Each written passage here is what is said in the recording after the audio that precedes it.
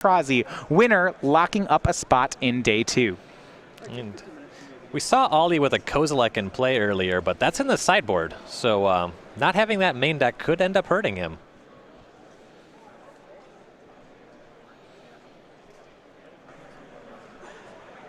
Player's just trading some lands.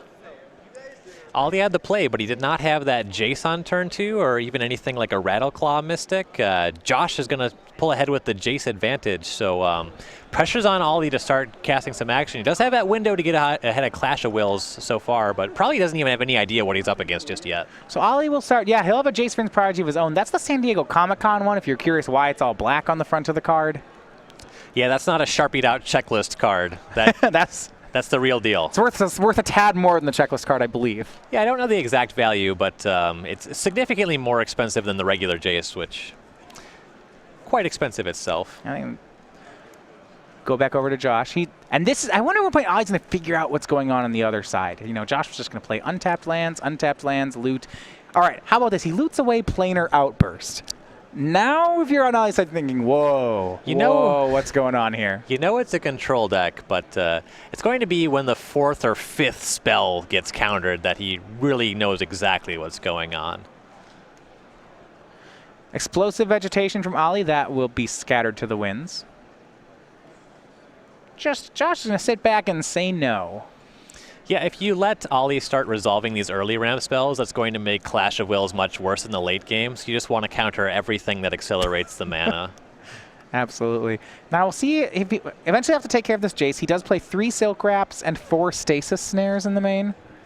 It's going to be more than enough to deal with the creatures in Ollie's deck. 4 Jaces, 4 Rattleclaw Mystics, 2 Den Protectors, 2 Nissa Vastwood Seer. Not a lot of action on the creature front here. Fetches here. This deck's great. I know what I'm playing at FNM this week. So here's an interesting breaker. Ollie has access to 4 Lumbering Falls, a hexproof creature land. Ooh. That just might be the whole match. That seems wow, that's great. Yeah, that just kind of blows things wide open. The other thing is that Ollie has 3 main deck copies of Winds of Call Sisma. That's not going to do much of anything against Dickerson. Yeah.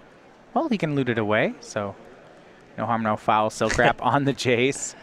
And there go 2 copies of Winds to this Oath of Jace. What a great play here. Josh was going to end step Anticipate. Now, for those of you wondering how Josh Dickerson is on the leaderboard, currently sitting at 30th, he hit a top 8 finish in the Modern Open in Cincinnati this season. So he's looking for another top 8. Did that one with Affinity, so showing a really wide range of deck selection here. Affinity is dramatically different from anemic, no creature blue-white control. Kind of opposite ends of the spectrum. A loot from Jace. More lands in hand here for Josh. You see Scatter to the Winds. Still in hand, so he has one more counter spell up. Jace is going to flip now into the Telepath Unbound. It will tick up to 5. So land 5 for Josh. If you look at his hand, he's got Ojutai's Command, Dispel, and Scatter to the Winds. It's going to be a minute before Ollie can resolve any spells, and this is kind of the plan A for Josh's deck, is to actually just mill the opponent with the Jace emblem. Here's Nyssa's Pilgrimage. Now, I wonder at what point Josh stops countering these ramp spells. Whatever the answer, it's not yet. He'll scatter that to the winds. And Ollie will dig through time. So this actually is an aspect that the other ramp decks don't have. Ollie does this card. Yeah, against a deck full of counter spells, it's totally feasible they could just run out of gas. The dig through time helps disable that from happening for Ollie. It would be if Josh didn't have main deck Dispel, but he does, takes care of that dig through time and plays a 6th land, passes the turn. Exactly 1 main deck Dispel. Yeah, well, you don't need more than 1. Ollie draws Lumbering Falls. Now, you talked about how this card could be very good here. We'll see just how good. It's going to make that Jace emblem a lot more difficult to realize. I suppose the emblem is how Josh wins games, isn't it? Yeah, and Jace does not stop Lumbering Falls from attacking for fewer than 3 as well, just because of the creature land. Wow. All right. So a land here from Ollie. He's going to go for Ugin, the Spirit Dragon. I'm not convinced that I like this line from Ollie. He's probably thinking, man, how many more counter spells could this guy possibly have? But if Ugin got countered here, then Jace is just going to emblem on the following turn. Ojutai's command, drawing a card and gaining 4 for Josh. Now Ugin will resolve. Well, it worked out. It worked out. In a big way. This is actually huge for Ali. And Ali's then for turn 4, the record was Blighted Cataract. He plays 2 of that. Ugin will exile the Silk Wrap, getting Ali back his Jace. So I thought this was going to be difficult for the ramp deck, but when I look at but Blighted Cataracts, Dig Through Times, there's actually a lot going on Ali's side. Yeah, so Josh had 7 mana up. That was a high-risk play, but as you see, the reward is even higher. Turn things right around in a hurry. And Josh just scoops. He's seen enough. Stasis Snare, not quite Oblivion Ring. Now I'm interested. Okay, go back to the lines he played here. Scatter to the Winds was used on Explosive Vegetation and Nissa's Pilgrimage here. And then when Ali finally went for Ugin, it resolved. Now, I imagine Josh knows what he's doing here, but I am wondering if whether it's right to fight over those ramp spells. Right. The motivation is, of course, to keep your Clash of Wills live no matter how late the game goes. Though, of course, if you never draw them, that just doesn't matter. So it's entirely possible that Josh could have easily won this game if he just saved those counter spells for just the business spells out of Ali. Notably, there's no Eldrazi in the main deck, though there are some coming in the sideboard here. So that'll change that dynamic quite a bit. All right, well, we're going to look at the sideboards. We're going to start with Josh Dickerson's sideboard. You know, as the control deck, he should have answers for this. What are we going to do? I like Dragon Lord Ojutai because if you don't close this game quickly, inevitably the ramp deck will just kill you somehow. And he has seen that all he has Lumbering Falls. So Dragon Lord Ojutai seems like a great card to bring in here. There's some weird ones going on the sideboard. Keru's Spell Snatcher. That's a creature with Morph? Yeah, it's using, you know, the card Spelljack? Okay, it morphs for Spelljack. To Spelljack things. Okay. So it steals the spell from Ali, which actually is kind of interesting against something like maybe Ulamog or Kozilek. Yeah, that's an interesting one to bring in. And it's also just another body, which can help him pressure Ali and win these fights over Jace as well. So that's I imagine they're going to come in. And then negates are a slam dunk, of course. You want to counter all those mana acceleration spells and things like Ugin as well. Yeah, outside of that, I don't know how much more I would board in. Now, on Ali's side, he's got a heck of a sideboard for this matchup. Yeah, there's a lot going on here. Dispel, of course, to fight counter wars. We have the Ulamog and the Kozilek to get the triggers, whether or not the creature is countered. The Kozilek drawing potentially 7 cards. Disdainful Stroke is an option when you're playing against a control deck. It's not necessarily great against Josh's deck, though we might see them come in. The card I'm excited about, he has 4 copies of From Beyond in his sideboard. And this is the 4-mana enchantment that makes a Scion every turn, is actually a reasonable threat depending on how much stuff Ali wants to side out. Yeah, if it resolves, it's an endless stream of 1/1s, so you're just getting more power on the board, and you can also sacrifice that to tutor up one of your big finishers. So if it resolves, I do not believe there are any ways that Josh can remove it. Yeah, in play against a blue-white deck is just going to hang out. All right. So these players are getting ready for Game 2. We're going to take a second to tell you about the Star City Games State Championships and Provincial Championships. They're coming up in about a month here in mid-April, so April 23rd and 24th. 62 locations across the country in U.S., Canada, and Puerto Rico. So yes, in the country and outside. On Saturday, that will be the Standard Championships, State Championships, whereas on Sunday, it is the Modern Championships. So what we have going on this time is you can play in the format of your choice. This will be right after Shadows over Innistrad comes out. An exclusive metal, playmat, top 8 pin are all available. So on the left, you see we have the Past City playmat. That's for the Standard top 8. On the right, we have our Future City playmat. That's for Modern. Players also, if the winner will get an invitation to the Star City Games Invitational. Though we have those art prints are available just for registering, so you can get those as well while supplies last. So be sure to pre-register as well and find out more at starcitygames.com. Yeah, really exciting tournaments. Everybody will get a chance to play those ones and get your pick of formats too. You can even play both. Yeah, we have these also door prizes, customized tokens. These are customized for each event to be given away. You see these couple examples of Alabama and Wyoming lands being given away. Yep, also really cool stuff. Want to get my hands on a Minnesota. I suppose that would be the winter version of the art. I would think so. I'd draw a snow-covered land. No, not even snow-covered. That's like, just be cold. Yeah, just be tundra. It's like the Mishra's factory with the snow on it. The Denver land would be more snow. The Minnesota one's just cold. You touch it. And it's cold. Like, that's how you know. Yeah.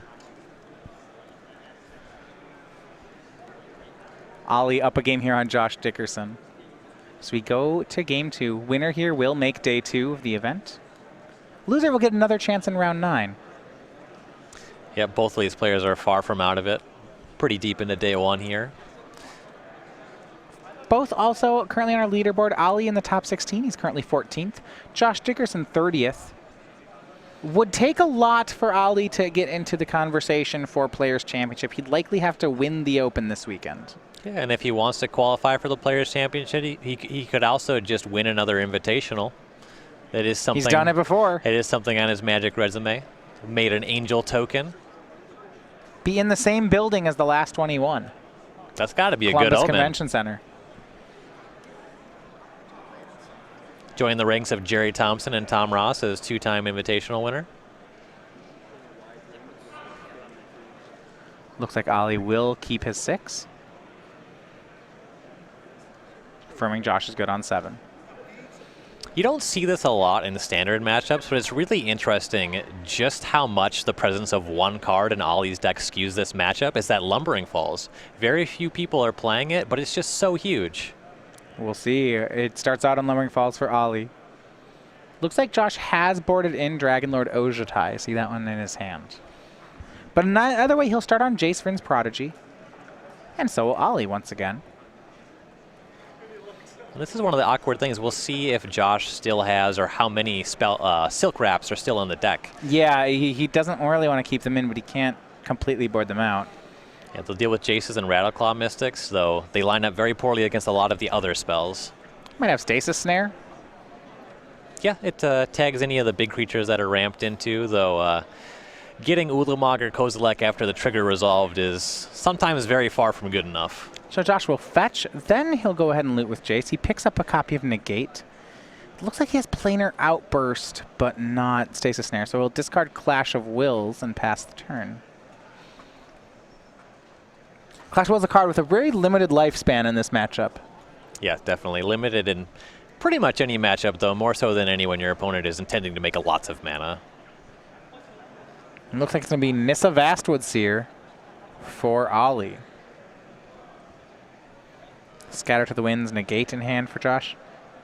If he had a Clash of Wills, he may fire it off. He'll go ahead and scatter to the Winds the Nissa.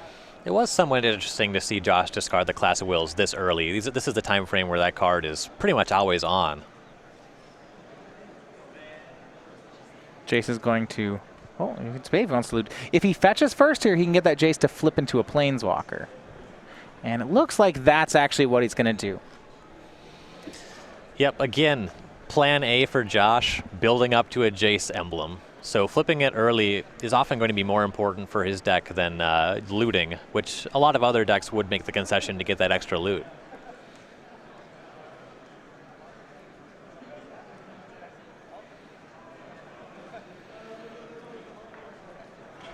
An interesting role for Ojutai in this matchup. Yeah. It'll block that Lumbering Falls while the while the Jace builds up to the ultimate.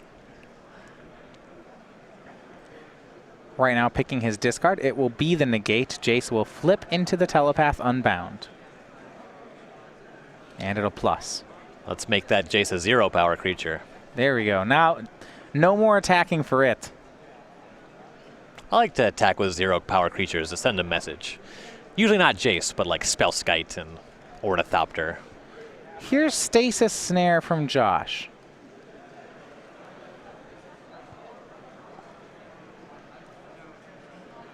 It will exile the Jace. Now I go back to Ollie. Draw looks like Ulamog, so he's going to Nissa's Pilgrimage here for 2 forests. No Spell Mastery just yet. But he will get both into play because he's building up toward that late game. We know about Ulamog in hand, and no counterspell is going to do much about that. Also has Bane of Balagat, it looks like, in hand. That came out of the sideboard. Yeah, and discarded one of the previous Jace activation. When you get it online, it starts chipping away at Josh's lands, and it just comes online earlier than a lot of the stuff that he's up to. And now here's the transition from Josh Dickerson. It's a copy of Dragon Lord Ojutai on 5. We go back over to Ollie. Now his deck doesn't have too many answers to this kind of card. No, there's really not much. You have to wait for it to be tapped to tag it with an Ulamog. No copies of Worldbreaker to get the Ojutai on blocks, which is an interesting departure from most ramp decks. You can get it with Ugin the Spirit Dragon, though we're a little ways off casting that. Not quite this turn. Well, I will go for another Nissa's Pilgrimage. Still not Spellmastered. It's not easy being a Spellmaster. Yeah, you have to really work at it. Here will be a copy of Rattleclaw Mystic for Ollie, and now he'll pass back the turn. So Josh will start hitting with Ojutai. Well, he might. Could also consign himself to blocking and setting up this Jace emblem. Depends if he thinks he can win the game more easily by attacking 4 times or by just getting ahead on the emblem. Extra card seems really enticing. We'll see what Josh does. He's going to go ahead and start by fetching for Prairie Stream. If Josh knows that there are no World Breakers in Ollie's deck, that makes the attacking plan a lot better. He hits her 5. Ollie goes to 15. Also the case is there's not a lot happening in Josh's hand, so this extra card's going to matter a lot. Looks like he found an Ojutai's Command. It's a big find. Yeah, well, with so many hard counters in Josh's deck, you have to feel like just getting a free Anticipate is a really big deal. It's almost certainly going to get him into a counter spell of some sort. Right.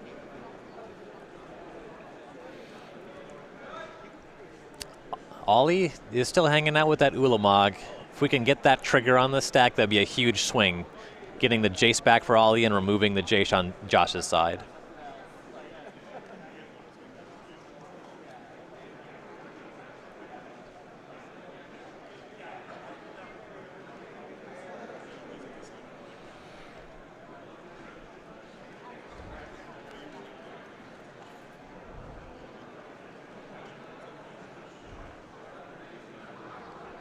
And it's looking like just 1 mana short of Ulamog, if I have counted correctly. Let's see, so he goes 3, 4. Yep, he can go all the way up to 9. So this is 5, 6. And it looks like it might be Part the Water Veil. So he's going to Part the Water Veil, awakened onto one of his tapped forests, I believe. It looks like it's not awakened, it's just casting it. I was just casting it. Okay, so no awaken, just taking another turn. So he's trying to ramp up to that Ulamog, perhaps. Right, also representing some kind of counterspell in his hand with the mana left up. He'll take another turn. Josh will allow it. Doesn't look like there's quite enough cards in the graveyard to cast Dig Through Time on top of that. I think Ollie really wanted that spell to be countered. Yeah, he was. Actually just lost a mana to that by unmorphing the Rattleclaw Mystic. Yeah, so he still doesn't have enough for Ulamog. Good play there by Ollie to bait. Yeah, but Josh called it. So 7 mana from Aintrazi. That's going to make it 8. It's going to go for Ugin the Spirit Dragon. This should force a counter from Josh. Now he's got to be concerned about the possibility of Dispel, as Ollie has left up 1 blue.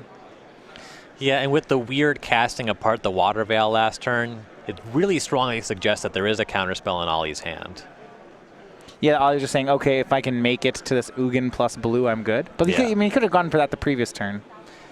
Yeah, but just with this line, it's really hard to get an exact read. Scatter to the winds. No awaken will be cast. And Ollie reaches for the blue source. Does he have the spell? He does not. Ugin is countered. I don't think that bluff is going to sell the Dispel.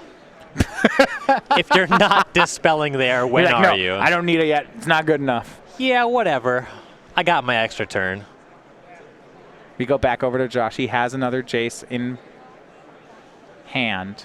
Attacks with Ojutai, connects for 5, finds 2 lands and a backup Ojutai. Yeah, I don't know. It just seems that if Ali had conserved that unmorph on the Rattleclaw Mystic and cast Ulamog on the following turn, the position would be a lot better. He's debating here. I mean, second Ojutai doesn't do much. He may want the land. Land doesn't really do much. This is a miss. Yeah, nothing really exciting here. Gotta feel like that Ojutai is really not going anywhere. You could take the backup, but if it's dying, it's like dying to Ugin, and you're in pretty rough shape anyway. I mean, I suppose he can't Ugin to kill 2 of them in a row. Right. It could be worth keeping one if Ollie's play is Ulamog next turn, which actually Josh knows he has one. A backup Ojutai is not that bad. Yeah. The tap one to be exiled. You get something on the table. It's another way to find additional cards. Jace will plus to 9, shrinking Rattleclaw Mystic. Yeah, he can Ojutai's command to counter the Ulamog, and I know that's gross, but it works. Right. Here's Jace. And he'll pass. Does Ollie have the mana to get up to the Ulamog in his hand? We'll see. Big draw step for Ollie. Looks a lot There's like a a land. That's an island.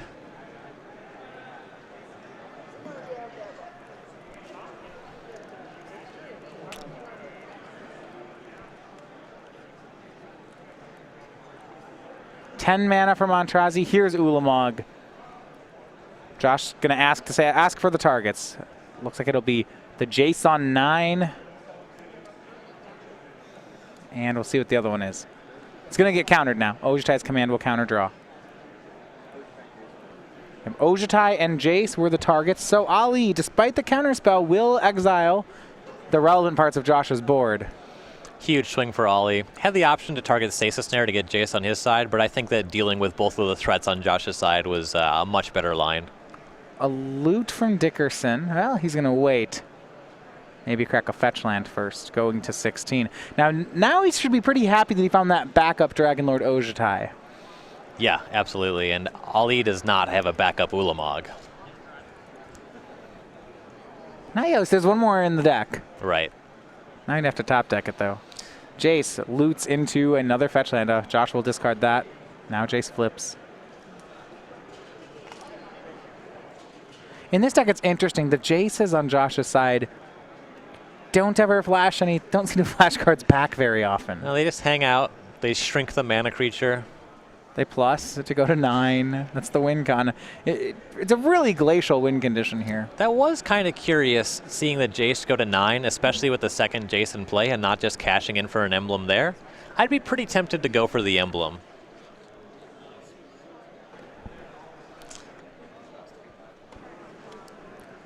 Yeah, well, he didn't have the chance. He was still 1 turn off cashing in from the emblem. Okay. Okay, yeah, I guess that makes sense. Dig through time, delving here for Ollie. Needs to do this before Josh finds another counter spell.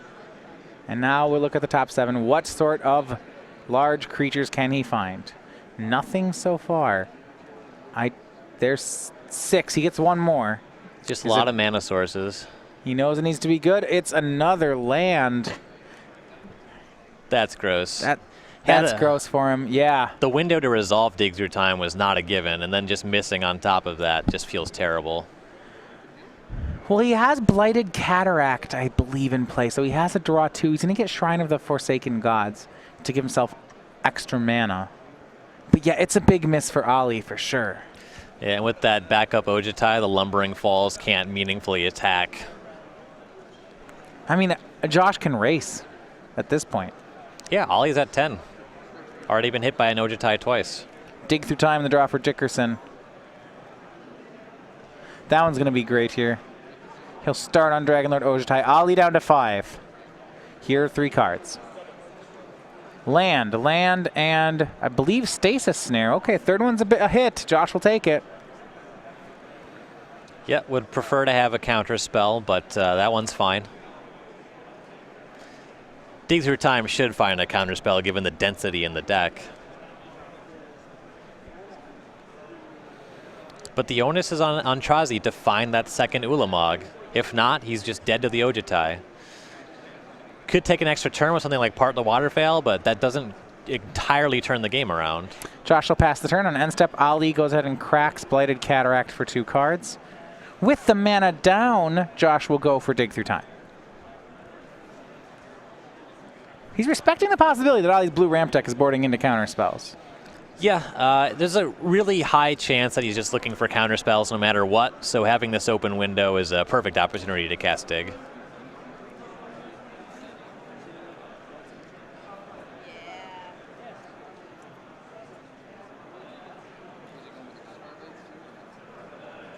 Delve 6. Now we're looking at the top 7. Just wants to find a couple counter spells to close it off, and that looks like he's got options here. I believe Ojutai's Command and Dispel among them.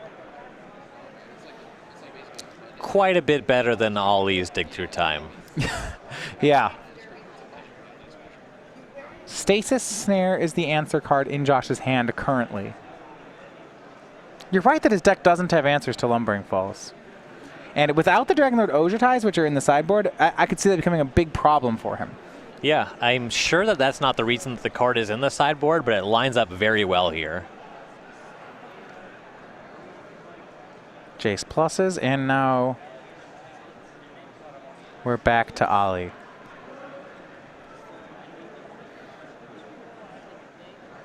He draws 2 off Cataract.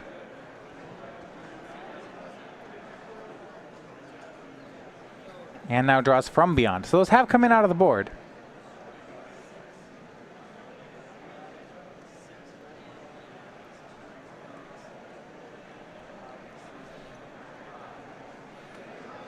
And Oath of Jace for Aintrazi. Looking once more for a threat. Maybe a way to deal with that Dragon Lord. There's one copy of Nissa's Renewal in Aintrazi's deck. If that resolves, it buys him a turn. Yeah, and he's got to be pretty skeptical that anything is resolving here. Right. Draws 3, discards 2. Does he even have a spell to go for? He does not. So we are on to game 3 here on Aintrazi Dickerson. Ollie makes it to the late game, but can't seem to stick a threat or find another one. Yeah, Aintrazi was on a mulligan. A little bit of awkward draws. You know, he was able to cast an Ulamog that game, though the Dig Through Time missing was very unfortunate, and just a couple things really not going his way. And Dickerson drawing the Ojutai, which seems like the best card in his deck for this matchup. Yeah, I mean, the interesting part of the game is when you go back to that part, the Water Veil turn, I feel like Ali let Josh off the hook. Yeah, losing that mana by flipping up that Rattleclaw Mystic and casting that test spell. You know, the motivation definitely seemed to be that he wanted the part, the Water Veil, to be countered, but there's really no motivation for Josh to do that, and that ended up costing Ali in a big way. Yeah, so we go back to game 3. Players going back to the sideboard, especially on Ollie's side, seeing if he has anything more. Now that he knows that Josh is going to be on a Dragonlord Ojutai plan, does that change things? It could. You know, there are 2 Disdainful Strokes in Ollie's sideboard. I assume they already came in, but if they didn't, they sure should be now. Well, it's possible they didn't. Josh actually, as far as spells that cost more than 4, it's Dig Through Time, Ojutai's Command, and Planar Outburst if Ollie believes he still has it. That's it. Right, and frequently I think if I have Disdainful Stroke in my sideboard, seeing a Dig Through Time is enough to get me to bring it in, though it's entirely possible that you don't. There is a lot of 3 and less going on in Josh's deck. Players are going to get ready for game number 3. All right, and it did look like Ali revisited the sideboard a little bit, so very well could be that Disdainful Stroke. If he was feeling particularly spicy, could be bringing in a Whimsicall Sistma to blank a Dragonlord Ojutai hit, but I don't think that's what we're doing here. So Ali Aintrazi, he was a competitor in last season's Players Championship, did not make it to day 2 of action, ended up being knocked out, early in day number 1. Hoping to make it back to the Players Championship. May not be able to do it this season, but with an invitational win, he could do it. Now, remember, we do have our invitational coming up in Columbus in just a few weeks. Now, not only is a spot at the Players Championship at stake there, but you also have a token that you can get, which goes to the winner, your likeness on a token. Back in December, that token was none other than Caleb Shear, the Storm Mage. He ran through the season with great legacy finishes in the Classics and the Open Series with Storm, but in the end it was his Standard and Modern decks that got him that spot in the Players Championship and the Invitational win. So congratulations again here to Caleb Shear. Now you too can get that token, but time is running out as we're making our way to the Season 1 Invitational. For Season 1, we're giving this token to all participants in Open Series and Classic participants, as well as people ordering from Star City Games of at least $5. With that, we're on to Game 3. Ali Aintrazi back on the play. This time he has 7 cards, and it'll be turn 2 Rattleclaw Mystic. Very good start. In this matchup with so many counters that Josh has, arguably not as good as Jace, but still a very good turn 2 play. Yeah, I mean, he gets to sneak some mana down under the counter magic, and he'll get on tap with 4, so it does put a lot of pressure on a card like Clash of Wills, I would think.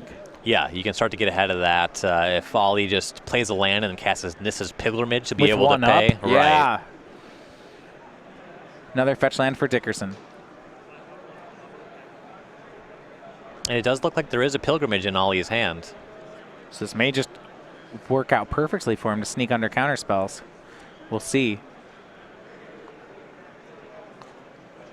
3 mana, Nissa's Pilgrimage, no land drop for the turn, and is that gonna?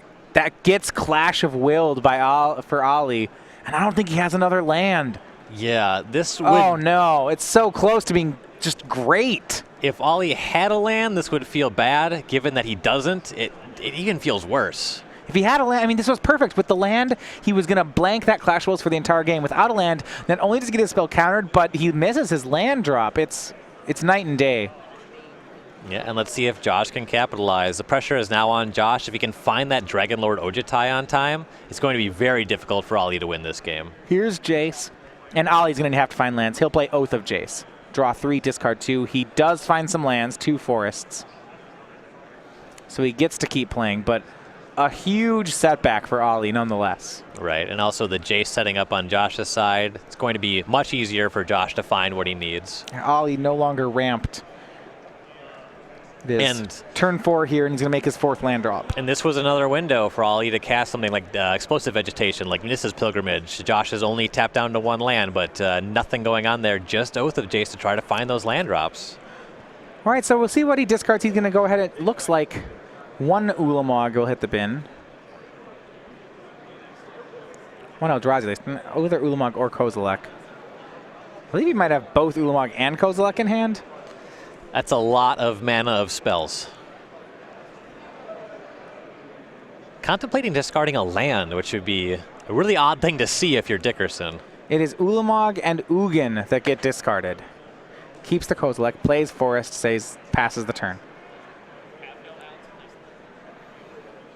Too many high-end cards for Ali at the moment.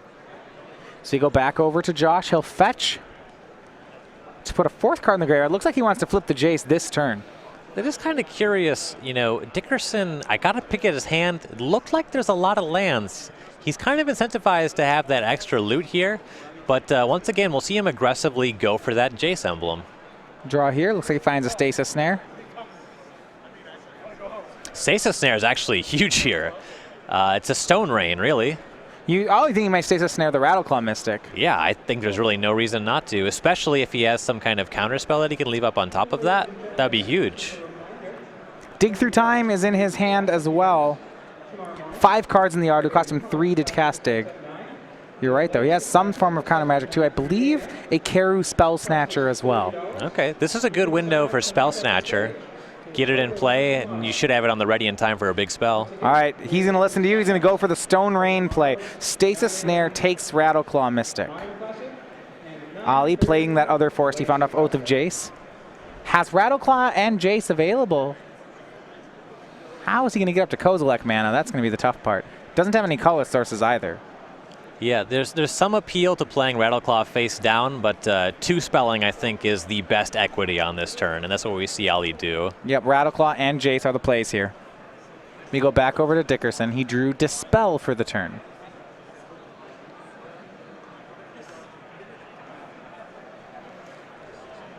Two lands in hand, Dispel, Dig Through Time, Keru Spell Snatcher.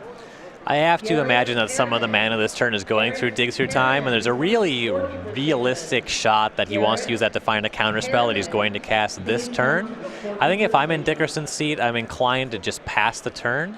But given the fetch now, I have to imagine that Spell Snatcher is coming down. Well, if he wants to be sure to resolve this Dig Through Time through counterspells, he can play at main phase right now. That's also true. And the fetch was the 6th card in the graveyard. Exactly. But Josh, he is going to go for the bold play. Here's the face down morph. If you're Ali, I'm wondering what the morph is. Hidden Dragon Slayer, Stratus Dancer. I'm not thinking Karu Spell Snatcher. I'm just going to throw that out there. Right. I'd be amazed if Ollie is not registering this as Stratus Dancer. You know, he's thinking this will counter some spell. Might go for something like an Ugin and then just have his spell stolen. How good would that be? Oh. Well, next turn, Josh will have the 6 mana available for this. And just one thing about using an ability like Spelljack, frequently you're investing more mana than the spell that you're stealing. Against a ramp deck, that's not going to be the case. Here's Nissa Vastwood Seer. Josh will let it resolve. Here, Ollie, you gotta be pretty happy about that. You needed the land drop anyway. Right.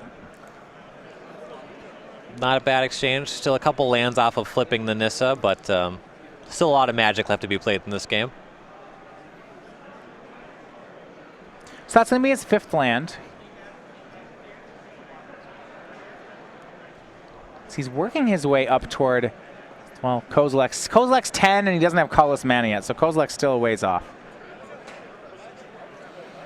Yeah, needs a few more lands and 2 sources of colorless. Though Shrine of the Forsaken Gods could jump him right to that in addition to another land. Looks like he will play another Oath of Jace. And this, interestingly enough, will put a card in the graveyard so that he can flip the Jace this turn. That's something that's always seemed kind of cool about the Oaths. Just legendary and be able to bin the 2nd copy. There's some nice utility you can pick up with that. Now here's a big find. Nissa's Renewal was one of the cards that Ollie hit. So when you're thinking about how is he going to get 2 colorless mana and get up to mana for Kozilek, I guess he actually, oh, pardon me, cannot search for colorless. Yeah, no copy of Basic Wastes in the 75. I'm looking at this list. I don't see offhand how we cast Kozilek in this deck. It's also peculiar that there's only 3 copies of Shrine of the Forsaken Gods. You know, yeah, one that's copy how we of that, cast it. right? One copy gets you there, so it seems like that would be very important. I'd put a premium on having 4. Though Kozilek is just 1 slot in his sideboard, so it's possible he hasn't thought about it a great deal. His discards off that Oath of Jace were Part the Water Veil and Nissa's Renewal. Now on end step, Josh will go for Dig Through Times now that Ollie's tapped out. Ojutai's Command, Scatter to the Winds. Both available. Solid pickups. Ooh, it might have been a Planar Outburst or a Stasis Snare. Planar Outburst would be great here. Yeah, cleaning up these potential Planeswalkers on Aintrazi's side would be good. Of course, the Jace would just flip in response, but you'd at least clean up the Nissa and a mana source. Josh's draw, another Dig Through Time. He will plus his Jace to 8 and pass. 6 mana up. Remember, that is still a Karu Spell Snatcher in play for Josh. Now it's online, and you know he wants Ollie to walk into this one pretty bad. Excited for this to happen. I did this a couple of times on Cons Block Limited. I mean, it's never this good. No, I never stole any Eldrazi, if that's what you're getting at. Yeah. And I'd be surprised if Ollie doesn't walk face first into this one. Yeah. It's not on players' radar that this would be the morph. No, there's really no way that you play around this spell unless you drove to this event with Josh and you know that it's in the sideboard. Like, yeah, that's my friend Josh. He likes to play Spell Snatchers in his deck to get the ramp player. Yeah, like, oh, that's cool. If Ollie literally lent him the card. One thing I will give to credit for Ollie, he's a player who does a lot of research on fringe decks and he enjoys playing them. I would say it is in his range that he knows about this card existing. Yeah, I guess if anybody's going to sniff it out, it's going to be a guy like him. Still a hard read. Well, we'll see. Start with Ollie. 3 mana is going to be maybe Nissa's Pilgrimage, and it is. This is an interesting spell to test whether or not it's a Stratus Dancer. You can't you can't Karu Spell Snatch it. I mean, Josh doesn't have any forests. So I think if I'm Josh, I want to be posturing aggressively that I could just pay 2 mana and flip up my Morph to try to sell this Registancer. The fact that you're casting a different counter spell is going to be very difficult to drive that home. Scatter to the Winds on it? Sure. Now all these either on... Now you're confused. Hidden Dragon Slayer now? That's a Dragon Slayer or something crazy. I don't... Watcher of the Roost? What are we... now what are we doing? No, it didn't attack last turn. It's not Watcher of the Roost. Can he figure it out? Maybe it's 1,000 Winds. What's that 0/6? Where you reveal a blue card? When you look at their hand, well, he would have done it. Maybe. Could be the Monastery Flock. It's the 0/5. Yeah, that too.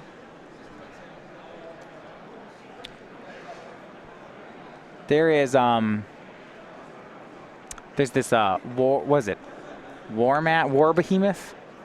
It's like a 3/6, 3/5. I played that card more than I think most people. If Ollie tries to swing into this into the mana here, it's going to be a War Behemoth. Then you'll be sorry. Stasis Snare takes care of Nissa. Could be a Mystic of the Hidden Way, though you probably would flip that one up. Yeah. He did the Stasis Snare. So Ollie flashed back Nissa's Pilgrimage using Jace. Dickerson Stasis Snare the Nissa's in response. He does not want Ollie anywhere near a Planeswalker. One's hard enough. Yes. But now, so Ollie at 7, 8 mana. We're getting to the point. We're just waiting for something to get spell snatched. It's coming. I remember the Jace is up to 9, so this is big. Josh will swing the Morph. He'll attack Jace. It's either a Stone Rain or it's going to kill the Planeswalker. This is a good turn of events for Josh.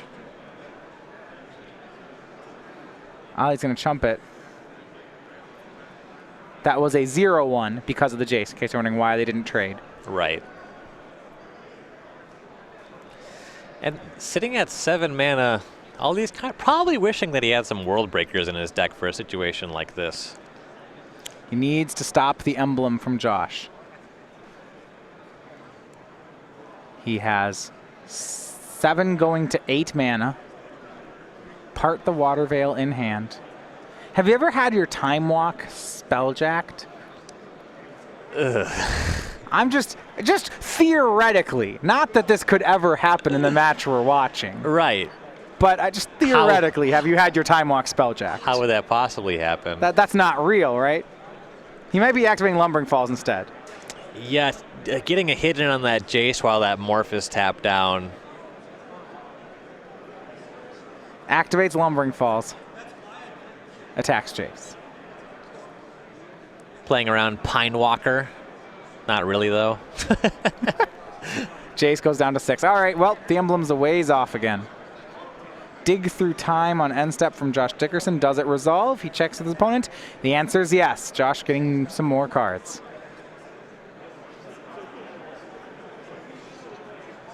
Looks like he's got at least one Scatter to the Winds in here.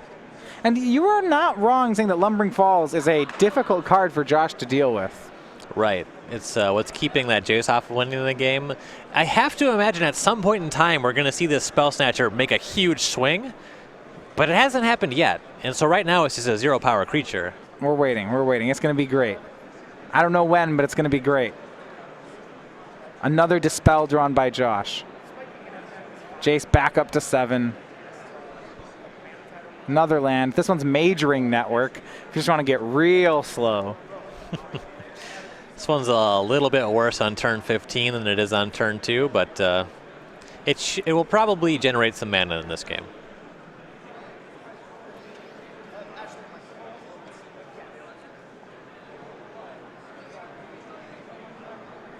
Draw here for Ollie. Looks like it's land number 9. Not time for Kozilek just yet. Not that he has the lands for it either. Doesn't have any colorless sources, it looks like. Oh, Josh is going so deep on the Spell Snatcher. You just want it to work, right? Like nothing else in the world right now.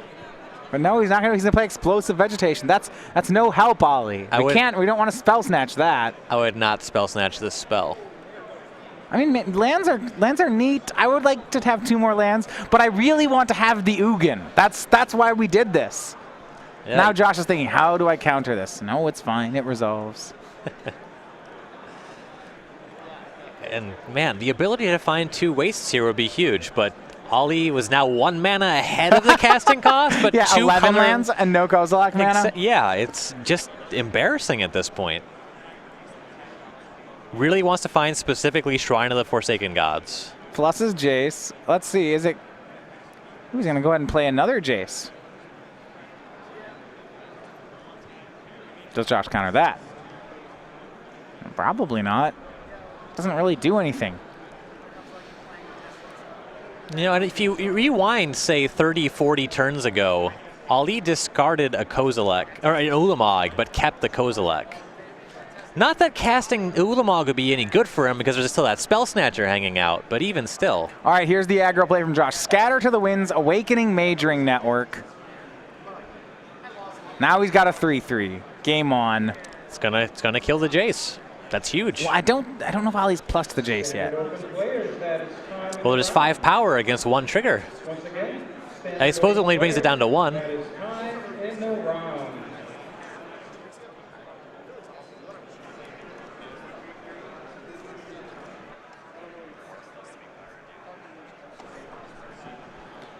Pluses the Jace, passes back.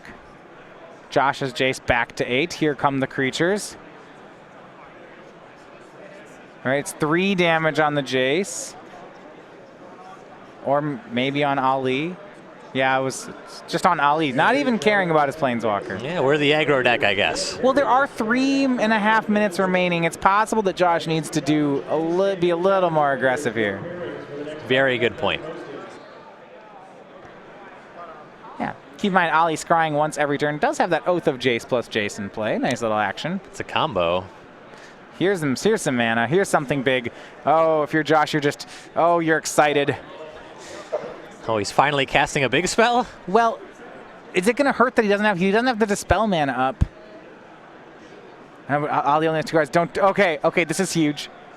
This is huge. No, is he going to do it?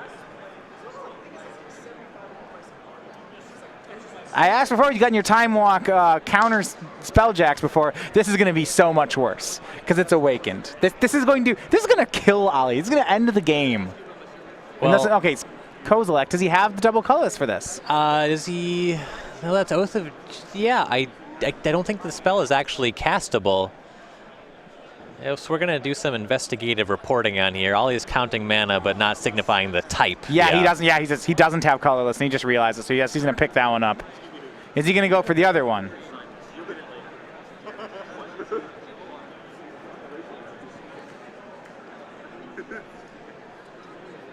So he'll be assessed a warning for that play. One thing about what's the rules tech? When you cast a spell with Awaken, you target a land, do you not? Yes, you do. Okay, so spelljacking that will only get you the Time Walk, not the creature. No, I think you get to choose new targets for the spell as well. Okay, if you get to I think change. it's just really good. Okay. So the resolution is Ali will untap his lands and continue to play. Will he part the Water Veil? We'll find out.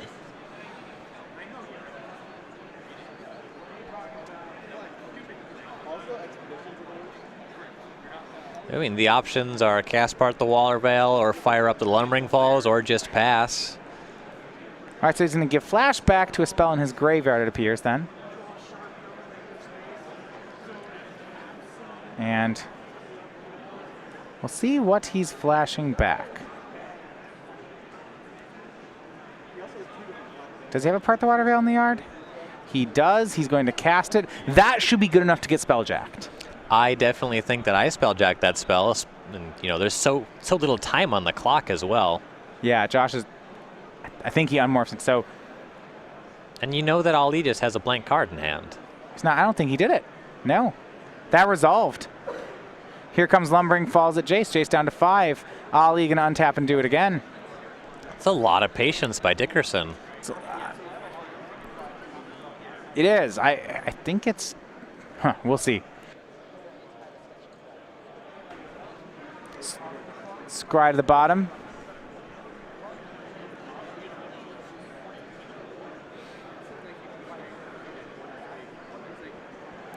1 minute time extension for that judge call there. And this is part the Water Veil Awakened. Now, the long con that Josh Dickerson has been setting up all game, is this good enough? This has got to be good enough. There's just no way you pass on this. On any 9-mana spell. I'm probably just spell check. I don't know what it is, but all right. All right, Josh. Does he do it? And now, I think Josh knows. He's got to do it quickly. He can't lose here. Yeah, how would you ever pass on this? And he does? He does. It turns into a 6/6. Ollie gets another turn. That's wild. I don't understand. We're missing something here. Ollie also has the ability, I believe he has enough mana to fire up 2 Lumbering Falls. Oh yeah, very easily. Swings for 6. I don't understand. A scry from Ollie. He takes another turn. Josh is at 10.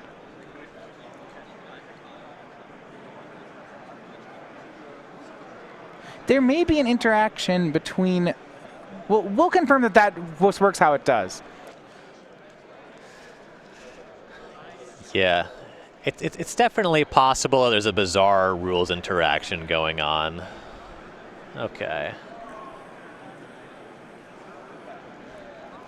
So if you use the Spell Snatcher, I don't think you get to awaken it, but you still get to take the Time Walk and, and remove the 6/6.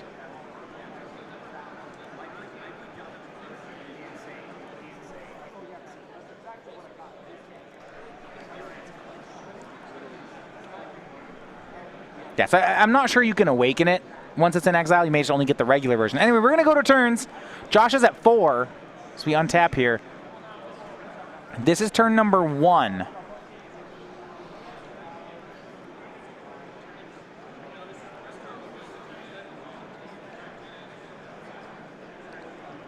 Unless Josh specifically thinks that's a test spell for Ulamog. But I mean... Well, I think Josh may be in a situation where he knows his opponent has Kozilek, so he's got himself thinking, I have to take the Kozilek with the Spell Snatcher. Yeah, but it's unclear that Aintrazi will ever be able to cast it.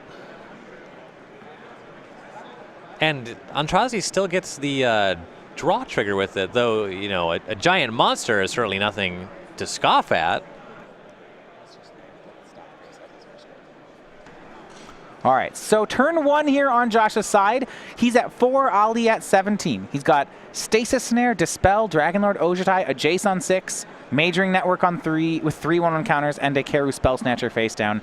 He's got to think, first of all, how does he stay alive against 2 Lumbering Falls in that 6/6? Second of all, well, 6/6 got Stasis Snared. But second of all, how does he win from here? Right, those are 2 very different questions, and it's unclear if the lines that win the game prevent him from not losing, and vice versa. Like, it doesn't seem like his resources available can take him in both directions. He's either blocking or attacking. Well, he certainly cannot.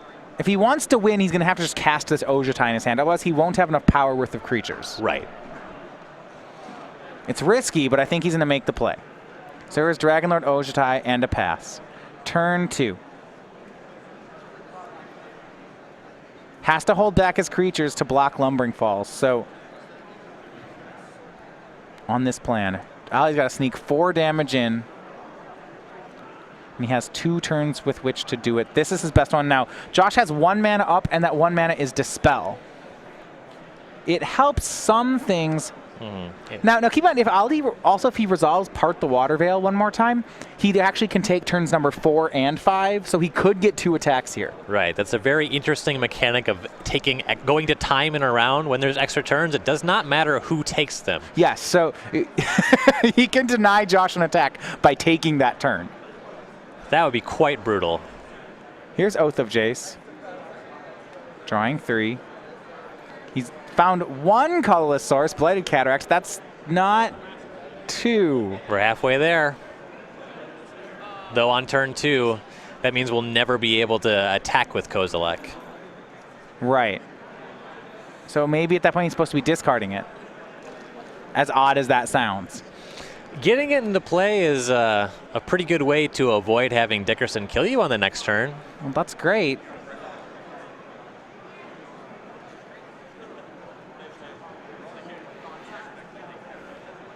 plays Blighted Cataracts. That's his first colorless source. Maybe he could draw to...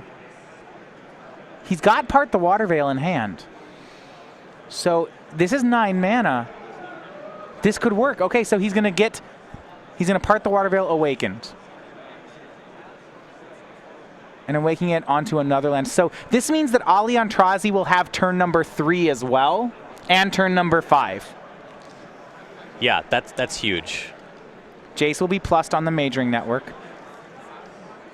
He's got 3 attackers. So yeah, turn 3 is Ollie's. So you see, there's the marker. So unfortunately for Ollie, Part the Water Veil does exile itself when you cast it. So you can't just Jace to get it back. That would be pretty good. That would be probably too good. He would take all of the turns. I mean, yeah, there would be another standard deck built around that if that was the thing. Right. Den Protector with it would also be quite good. Oh, yeah. There'd be the Taking Turns deck. Be great. I'd be playing that deck. I would like taking all the turns. And, all right, we are on turn 3. So he has a 6/6 land. He has 2 Lumbering Falls. There are 3 blockers for Josh. He is at 4. And here's Ugin the Spirit Dragon. This may be enough. He'll play the 8 mana Planeswalker.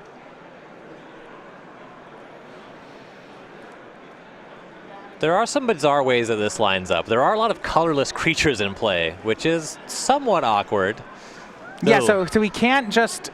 So it may just be he shoots upstairs. Yeah, and on the next turn, providing that the Ugin still sticks around, you get to shoot again for lethal. Yeah, I mean, he can swing the 6/6 this turn if he wants. It's fine. If you plan to go upstairs, you probably hang the 6/6 back to block for Ugin. Well, the interesting thing is Jace +2 last turn to shrink one of the 3/3s. You can Jace +2 again to shrink the other one. Oh yeah, that only leaves 1 power on the other side. Right.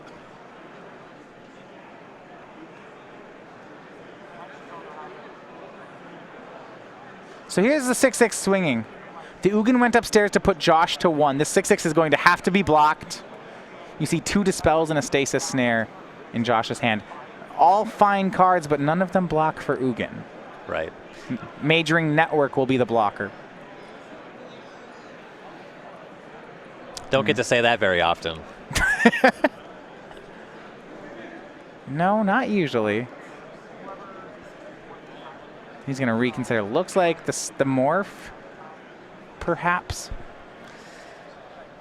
In hand, Josh does not have a way to answer the Ugin. He looks like he will die to it on turn 5. Spell Snatcher is the chump blocker. Aintrazi not going to read it. He, of course, knew what that card was. Of course, there's a Kara Spell Snatcher. And looks like he'll play a face-down Rattleclaw Mystic. So he passes to Josh. This is Josh's last turn. 2 Dispels and a Stasis Snare. Those are not going to help Josh at 1. Negate the draw. Yep. You have to be able to destroy Ugin to prevent it from plussing. At 1 life.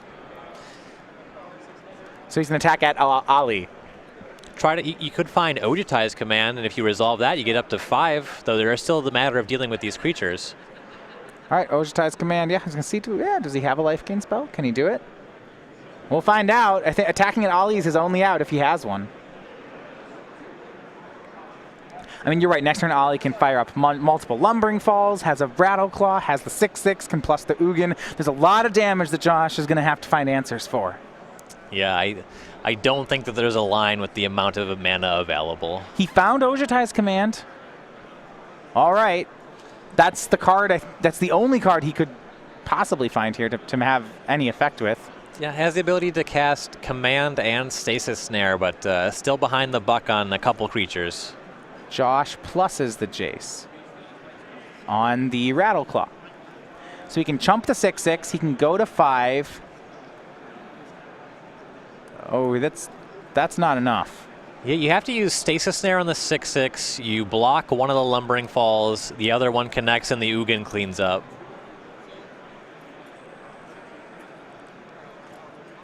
You're right. I think he's short because he can block with Network, Stasis Snare. And and play Ojutai's command. So he's got a lot of play. I still believe he's down on board, though.